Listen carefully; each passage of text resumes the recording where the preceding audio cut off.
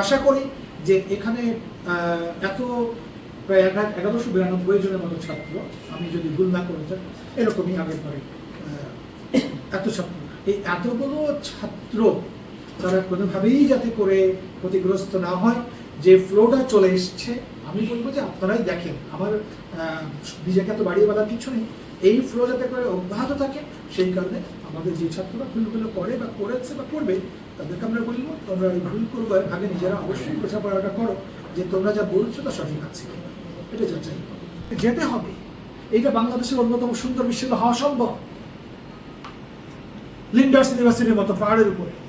শুধু আপনাদের সহযোগিতা লাগবে, আমি থাকি বা না থাকি, আমাকে নিয়ে আপনারা কোনো কনসার্ন, কালকে সরকার বলে যে এবিসি দেয়, আমি কালকে চলে যাব,